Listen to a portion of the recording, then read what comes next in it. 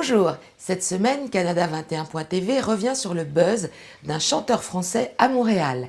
La venue de la Premier ministre du Québec à Paris, un Canadien entre à l'Académie française, Michelin rappelle certains de ses pneus au Canada, les tendances du net et les rendez-vous à ne pas manquer si vous êtes francophone au Canada. L'augmentation du nombre d'immigrants français à Montréal, et principalement dans le quartier du Plateau, a inspiré un expatrié de l'Hexagone. Il y a trop de Français sur le plateau, c'est le titre de la chanson que Fresh Fred a composée. Avec ses paroles cyniques et humoristiques, il a créé le buzz sur le web et dans les médias québécois dès le premier jour de sa diffusion. Notre correspondante à Montréal, Sarah Gershani, l'a rencontré.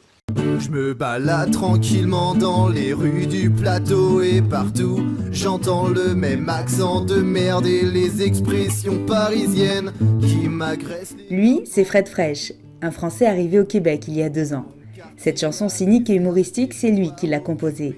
Parti d'une blague entre amis, ce morceau intitulé « Il y a trop de Français sur le plateau » s'est partagé plus d'une centaine de milliers de fois en quelques jours sur les réseaux sociaux et dans la presse québécoise. Mais ça vient d'une joke avec des copains où on se balade sur le plateau. Et puis on se disait, mais mes copains québécois comme français, on se disait, il y a trop de Français sur le plateau. Et je me demande si c'est pas une joke récurrente un peu chez tous les Français. Et juste un soir, j'étais chez Luc justement, qui travaille ici. Et puis je me suis dit, je vais écrire une chanson là-dessus parce qu'on déconnait là-dessus. Puis j'ai écrit la chanson sur son coin de table. Puis après on s'est dit, allez hop, on fait un petit clip, voir ce que ça donne. Moi je m'attendais à avoir, franchement j'aurais eu 1000 vues, ça aurait fonctionné pour moi. C'est plus ça. Quiconque s'est promené sur le plateau Mont-Royal sait que beaucoup de Français y habitent. Et en tant que Français résident lui aussi dans ce quartier depuis 5 mois, c'est avec modestie et un brin d'autodérision qu'il interprète ses paroles. Donc comme je suis français, j'ai le privilège de pouvoir faire des blagues sur les Français. Tu vois, et je trouve ça bien de faire un peu d'autodérision parce que ça manque des fois un peu, parfois, ça manque un peu. Puis pour faire passer un message, l'autodérision c'est toujours bien, puis l'humour ça passe bien, et puis c'est du 2e degré complet la chanson. Il faut pas prendre ça au sérieux du tout, même là-dedans c'est complètement débile. Et à travers ce titre, Fred Fresh souhaite simplement faire passer un message. Et c'était plus faire, écoute, si tu viens au Québec, c'est parce que t'es attiré par la culture, il y a quelque chose qui t'intéresse, plus que voilà, c'est la merde en France, faut que je parte. Tu vois, et c'est pour dire les mecs, intéressez-vous un peu où vous êtes, mais je suis pas en train de dire que je suis mieux qu'un autre Français et que je suis plus intégré et que je suis plus cool.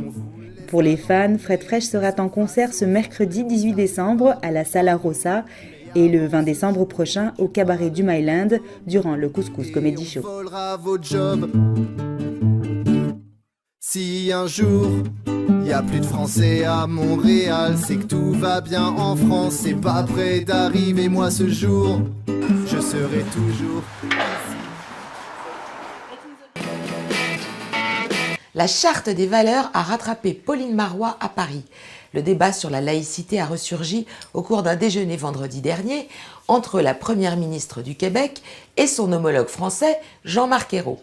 Hasard du calendrier, le locataire de Matignon avait rendu public le matin même un rapport commandé il y a quelques mois dans l'intention de refonder la politique d'intégration française, souvent citée en exemple par Pauline Marois. Un rapport qui recommande, entre autres, notamment d'autoriser le port du voile à l'école, interdit depuis 2004. Pendant leur entretien, les 2 premiers ministres ont aussi parlé de fiscalité et de l'accord de libre-échange Canada-Europe et d'électrification des transports. La Première ministre est revenue hier à Paris pour une rencontre avec le président François Hollande. Dany Leferrière est le premier Canadien élu à l'Académie française. Le nouvel immortel a été élu au fauteuil numéro 2, celui d'Alexandre Dumas, au premier tour par 13 voix sur 23, a précisé l'institution chargée de veiller au respect de la langue française et d'en composer le dictionnaire. Né à Port-au-Prince en Haïti le 13 avril 1953, Dany Leferrière a quitté l'île en 1974 pour s'installer au Québec après l'assassinat d'un ami journaliste par les hommes de main du dictateur Jean-Claude Duvalier. Son premier roman, Comment faire l'amour avec un nègre sans se fatiguer, paru en 1985, a été traduit dans plusieurs langues et adapté au cinéma. Grand intellectuel, écrivain et scénariste, le nouvel académicien vit entre Miami et Montréal. Son écriture privilégie le style autobiographique.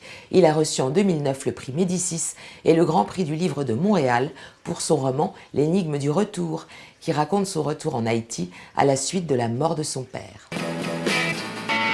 Les futurs touristes au Canada pourraient bientôt payer des frais de visa pour entrer sur le territoire. C'est en tout cas le projet du gouvernement fédéral qui sollicite l'avis de ses citoyens sur ce projet. Un moyen de s'aligner sur la procédure déjà en place aux États-Unis, pays avec lequel Ottawa a des accords en matière de sécurité. Avant d'arriver au Canada, les Français, Anglais et autres voyageurs étrangers devraient, eux, ainsi, demander une autorisation électronique, contrairement à ce qui se passe aujourd'hui, où ils peuvent librement passer la frontière pour un séjour de moins de 3 mois. Seuls les citoyens américains seraient exemptés de cette mesure. Les demandes approuvées seraient valables pour des entrées multiples au Canada sur une période de 5 ans au maximum.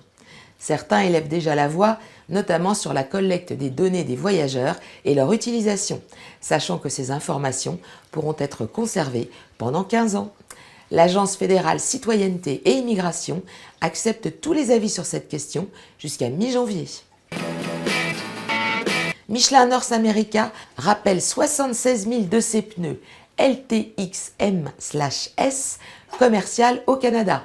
Si pour l'instant aucun incident n'a été rapporté, les pneus défaillants visés par le rappel peuvent subir une perte de bande de roulement et une rapide perte d'air, ce qui augmente les possibilités de perte de contrôle du véhicule. Le risque est encore plus grand avec l'arrivée des premières neiges. Ces pneus, montés le plus souvent sur des utilitaires ou des camionnettes, ont été réalisés entre janvier 2010 et juin 2012, date à laquelle la marque de Bibendum a arrêté de les produire dans le cadre du renouvellement de sa ligne de pneumatiques. Et ils ont été vendus soit sur des camions neufs, soit comme pneus de remplacement. Michelin demande aux conducteurs concernés de se rendre dans un de leurs magasins le plus proche, au Canada, pour que les pneus de leur véhicule soient remplacés gratuitement. Une mauvaise pub pour le constructeur clermontois. Et les tendances du net. Au Canada, c'est la sortie du nouvel album de Beyoncé qui a agité les internautes. Queen Bee vient de battre des records sur iTunes, où son dernier album, sobrement intitulé Beyoncé, a été vendu à 828 773 exemplaires dans les 3 premiers jours de sa sortie. En France, c'est l'arrivée du français Yann Lequin dans l'équipe Facebook qui a été beaucoup mis en avant dans les moteurs de recherche. Le professeur de l'université de NYU va diriger une équipe chargée de rendre le réseau social plus intelligent et plus pertinent encore. Et les rendez-vous à ne pas manquer si vous êtes francophone et que vous résidez au Canada. À Toronto le 22 décembre, allez voir le spectacle Les Misérables au théâtre Princess of Wales d'après l'œuvre de Victor Hugo. À l'occasion des 25 ans de la comédie musicale, Cameron Mackintosh propose une nouvelle mise en scène saluée par la critique. Retrouvez toutes les informations sur le site qui s'affiche ici. Les inscriptions pour la 4e édition du Forum des jeunes ambassadeurs de la francophonie des Amériques sont ouvertes. Si vous êtes francophone, que vous avez entre 18 et 35 ans et que vous résidez dans un pays des Amériques, rendez-vous à l'université de Saint-Boniface de Winnipeg, dans la province de Manitoba. Pour plus d'informations, rendez-vous sur le site qui s'affiche ici. À Vancouver, le 18 janvier à 9h30, venez rencontrer Nicolas Ancion à l'Alliance française. L'auteur belge qui vit en France a publié des nouvelles telles que « Bleu ciel trop bleu », salué par la critique. Pour en savoir plus, rendez-vous sur le site alliancefrançaise.ca. Merci de nous avoir suivis tout au long de cette année 2013. Canada 21 revient le 8 janvier prochain pour une nouvelle chronique sur l'actualité croisée en France et au Canada. En attendant, toute la rédaction vous souhaite un joyeux Noël et un très bon réveillon. On se revoit en 2014.